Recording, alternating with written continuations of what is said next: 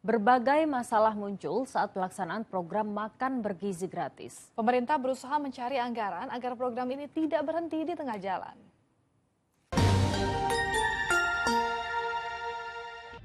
Saya pertaruhkan kepikiran saya.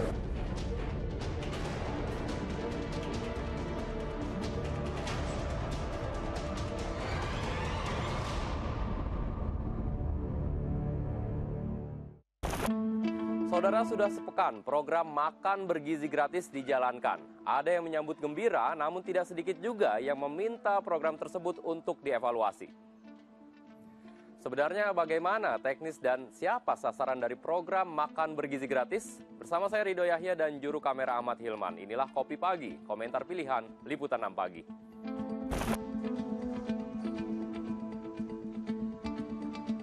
Program makan bergizi gratis akhirnya diluncurkan. Untuk tahap awal, program andalan Presiden Prabowo Subianto ini akan menyasar 600.000 anak sekolah yang tersebar di 26 provinsi.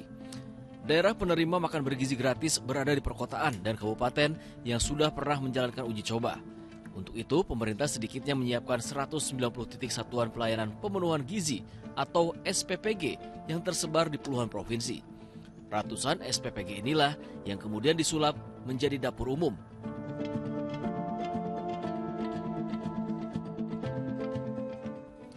Makanan yang sudah siap kemudian didistribusikan ke sekolah-sekolah. Menunya bervariasi, meski dengan anggaran hanya Rp10.000 per porsi makanan. Walau anggaran terbatas, Badan Gizi Nasional selaku penanggung jawab program ini tetap harus memenuhi kebutuhan kalori para siswa sekolah. Untuk takaran satu porsi harus terpenuhi 500 hingga 700 kalori, terdiri dari karbohidrat, protein nabati atau hewani, lemak, dan buah untuk sekali makan. Pemerintah mengakui anggaran terbatas membuat menu yang disajikan tidak lengkap dan sekolah penerima makan bergizi gratis belum merata. Saat ini anggaran yang tersedia sebesar Rp71 triliun untuk sampai bulan Juni 2025. Anggarannya pun baru 71 triliun, jadi belum bisa semua. Nanti Juni lagi dikumpulkan lagi nih anggaran. Kepala Badan Gizi lagi mengumpulkan. Kalau Juli atau Juni bisa tambah lagi 140 triliun, maka semua orang bisa makan. Bukan hanya masalah anggaran, persoalan lain juga muncul dalam pekan pertama program makan bergizi gratis. Mulai dari rasa makanan yang hambar, gizi yang tidak seimbang, pengelola kantin sekolah yang merugi, hingga pengusaha catering yang tertipu. Pengennya udah hambar, pakai rempah sedikit. Tidak cukup, tidak kenyang-kenyang. Tapi ada sesuatu yang tidak terpenuhkan. Apa itu? Hati saya. Apa? Saya kecewa sama makanannya. Sama rasanya kecewa. Sampaikan ini pada Pak Prabowo. Wajar lah misalkan ada penurunan sedikit, ada gitu kan. Karena biasanya misalkan saya bisa laku 100 porsi, sekarang 75 itu kan. Disuruh bayar 750.000 untuk uang jaminan. Setelah kita transfer 750, hari berikutnya disuruh nambah lagi 250. Jadi per 1000 kotak, setiap ibu catering yang gabung harus membayar 1 juta. Gak doyan sayur atau emang gak enak? Nggak enak. Nggak enak. Bahkan Badan Pengawasan Obat dan Makanan juga sempat menemukan makanan basi di menu makan bergizi gratis. Ada sayur yang basi, intinya begitu. Sayur yang basi ini kita cegah untuk tidak diminum, tidak didistribusikan. Itu contohnya.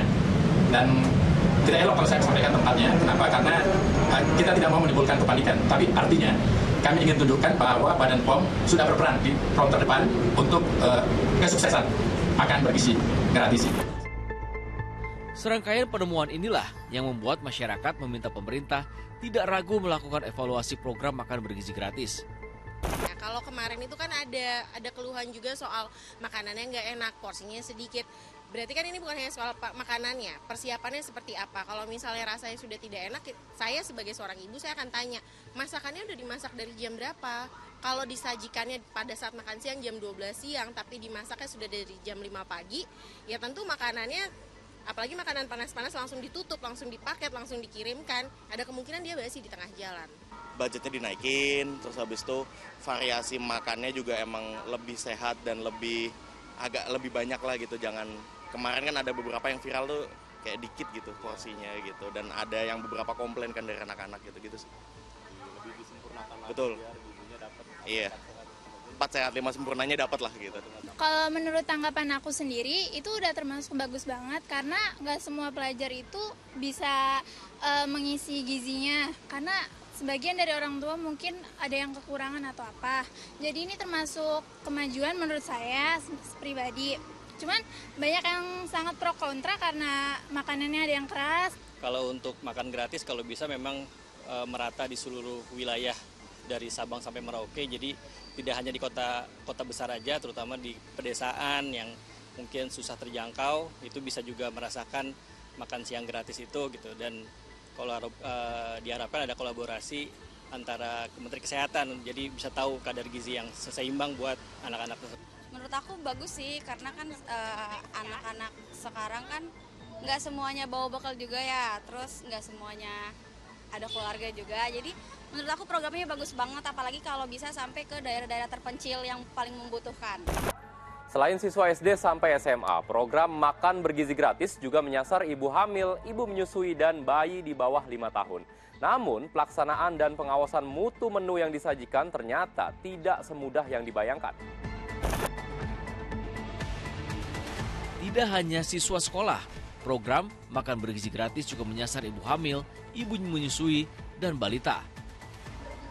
Ada sekitar 1,7 juta ibu hamil dan 3,7 juta ibu menyusui yang mendapat program ini di tahap awal. Berbeda dengan siswa sekolah, pemberian makan bergizi untuk ibu hamil, ibu menyusui, dan balita baru bisa dilakukan 1 minggu sekali. Gizi yang diberikan pun berbeda-beda. Untuk ibu hamil dan ibu menyusui, karbohidrat yang diberikan setidaknya 200 gram per porsi, sedangkan untuk balita hanya berkisar 100 gram. Sementara kalori harian minimal untuk ibu hamil sekitar 670 kalori dan ibu menyusui 720 kalori. Sementara balita cukup 240 kalori. Kementerian Kesehatan akan melibatkan Badan Gizi Nasional untuk memenuhi kebutuhan gizi mereka. Kita juga sekarang lagi menjajaki kerjasama apakah bisa untuk ibu-ibu yang kurang gizi dan balita-balita yang kurang gizi, apakah bisa juga bekerja sama dengan Badan Gizi Nasional, kalau bisa makanannya juga di standarnya dibuat oleh mereka, gitu, karena mereka kan membuat makanan untuk yang sehat. Pemenuhan gizi dirasa penting karena pemerintah ingin memastikan anak-anak dalam masa Golden Age mendapat asupan gizi yang cukup, sehingga mereka terhindar dari stunting, obesitas, dan malnutrisi lainnya. Untuk rasanya gimana nih, Bu?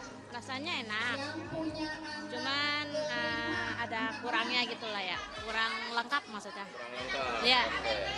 Kalau misalkan ada masukan, apa nih yang Ibu akan masukkan untuk menu hari ini? Biasanya saya pakai ada lauknya ikan gitu atau ayam. Menunya udah cukup bagus, cuman paling dari sayurnya ya. Dia kadang kan anak kecil kadang yang pakai toge itu kadang dia kurang suka gitu. Makanya gitu. Ada toge sama tempe dijadiin seperti itu. Kayaknya kurang minat kalau yang itu sih. Yang biasa yang paling senang apa? Biasanya paling wortel, jagung, gitu, sayur apa kayak kembang kol gitu. Kalau yang ibu hamil itu ada tambahan telur sama porsinya lebih besar. Lebih besar. Ya lebih banyak lah gitu. Ya mungkin karena orang tua sama balita mungkin beda. Cuman sayurnya kayaknya sama. Itu tadi saya minta supaya yang balita itu kalau bisa sayurnya dikasih variasi yang jangan disamakan sama yang dewasa. Iya. Menurut aku bagus banget sih ya, soalnya kan kalau itu bisa membantu untuk semua masyarakat kayak gitu. Jadi lebih worth it aja sih kalau misalnya ada orang-orang yang belum mampu mungkin bisa juga dia makan di situ. Terus emang programnya emang bagus banget sih. Bagus banget ya, khususnya buat anak sekolah gitu. Betul, itu bisa membantu banget kayak gitu. Apalagi anak-anak di luaran sana gitu yang membutuhkan makan ataupun mungkin dia belum makan kayak gitu. Meski masih terdapat kekurangan di sana-sini, program Makan Bergizi Gratis sejalan dengan visi Indonesia Emas 2045. Itulah sebabnya Presiden Prabowo Subianto bersikeras melakukan program ini dan siap mempertaruhkan kepemimpinannya. Dan kita akan mencapai target yang kita tentukan. Saya pun yakin, saya pertaruhkan kepimpinan saya. Bagi saya, makan bergizi untuk anak-anak dan ibu hamil ini adalah strategi yang tidak mendukung hal ini. Silakan keluar dari pemerintah seperti ini. Perlu ada pengawasan yang ketat dari program makan bergizi gratis, baik mengenai standar makanan yang disajikan maupun penggunaan anggarannya. Jangan sampai niat baik pemerintah untuk mencukupi gizi, mencegah stunting, dan memberdayakan UMKM malah tidak berjalan sesuai dengan yang direncanakan. Demikian Kopi Pagi minggu ini, saya Ridho Yahya dan juru kamera Ahmad Hilman pamit undur diri. Salam SCTV.